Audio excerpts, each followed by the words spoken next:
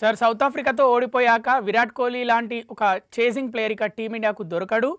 అయిపోయింది టీమిండియా పరిస్థితి. టీ20లో వీళ్ళు ఫస్ట్ బ్యాటింగ్లోనే గెలిచారు, సెకండ్ బ్యాటింగ్లో చేసింగ్ ఆడి గెలవరు అని పెద్ద ఎత్తున చర్చ నడిచింది. విమర్శలు కూడా చేశారు ప్లేయర్స్ని. సరిగ్గా తర్వాత నెక్స్ట్ 2 మ్యాచ్ల్లో ఒక మ్యాచ్లో చేసింగ్ బాగా ఆడారు, మళ్ళీ ఇంకో మ్యాచ్లో ఇక నాకౌట్ మ్యాచ్, ఇంకా డూ ఆర్ డై, ఇది గెలిస్తేనే సెమీఫైనల్కు పోతాము అనే మ్యాచ్లో కూడా Virat Kohli kind of innings ఆడాడు. విరాట్ కోహ్లీ స్కోర్ కూడా బ్రేక్ చేశాడు, 82 రన్స్ చేసింగ్లో. అంటే ఇదంతా జస్ట్ స్పాన్ ఆఫ్ ఒక 4-5 డేస్లో జరిగింది సార్. అంటే ఎలా అనిపిస్తుంది సంజు గురించి, ఇంకా ఎలా అనిపిస్తుంది మీకు?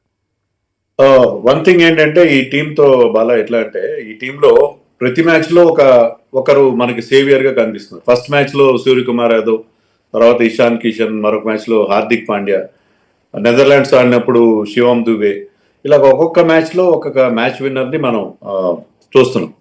సో ఓవరాల్ గా ఏంటంటే మనకి టీంలో అందరూ బాగా పర్ఫామ్ చేస్తారు. అట్లీస్ట్ బ్యాటింగ్ ఫ్రంట్ లో, బ్యాటింగ్ డిపార్ట్మెంట్ లో అందరు కూడా కాంట్రిబ్యూట్ చేస్తున్నారు. సో మనం ఒక్కరి మీద డిపెండ్ కావట్లేదు. మనకి ఏంటంటే మంచి స్ట్రాంగ్ బ్యాటింగ్ లైనప్ ఉంది. ఆ బ్యాటింగ్ లైనప్ లో కొన్ని ఫెయిల్యూర్స్ ఉంటాయి. ఇదేంటంటే టీ20 ఫార్మాట్ లో కొన్ని ఛాన్సెస్ తీసుకోవాలి.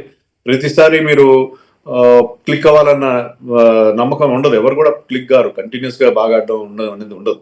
సో అలాంటి సిచ్యుయేషన్ లో మనకి ఒక్కొక్క మ్యాచ్ లో ఒక హీరో ఎమర్జ్ కావడం, మనకి మంచి విజయాలు అందించడం మనం చూసాం. So I think this way మన టీం మీద మనకు కాన్ఫిడెన్స్ వస్తుంది. సెమీఫైనల్లో కూడా మనం బాగా ఆడతారు, ఫైనల్లో కూడా బాగా ఆడతారు. ఇంకా సంజు శాంసన్ గురించి ఎంత చెప్పినా కూడా తక్కువ. ఎందుకంటే దాదాపు 11 ఏళ్ళ నుంచి అతను ఇంటర్నేషనల్ క్రికెట్ ఆడుతున్నాడు. ఎప్పుడు అతను టీంలో రెగ్యులర్ కాలేదు. In and out of the team, always in and out of the team. కానీ అతని స్వయంకృతాపరాధం మన సెలెక్టర్స్ ని బ్లేమ్ చేయాల్సిన అవసరం లేదు. Justice for chance Sanju Samson అని చెప్పి హ్యాష్ టాగ్స్ కూడా నడుస్తూ ఉంటాయి. ఇప్పుడు అతనికి బోల్డంత ఫ్యాన్ బేస్ ఉంది. కానీ ఏంటంటే అతని స్వయంకృతాపరాధం ఉంది. సెలెక్టర్స్ కూడా అతనికి లాంగ్ రన్ ఇవ్వకపోవడం అని కూడా ఉంది.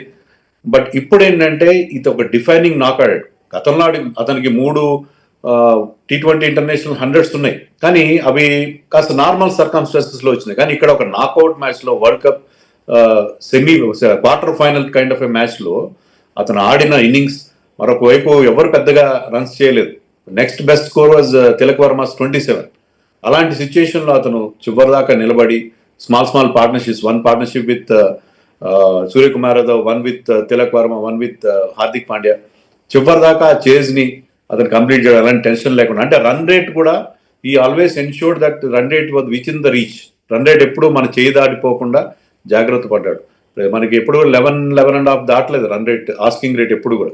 సో ఆ రన్ రేట్ ని మెయింటైన్ చేసుకుంటూ ఓవర్కి ఆల్మోస్ట్ ప్రతి ఓవర్లో ఒక బౌండరీ కొడుతూ, అతను కొట్టినా వేరే వాళ్ళు కొట్టినా, సో చాలా స్మూత్ గా చేజ్ ని తీసుకెళ్ళాడు. So very matured kind of an innings.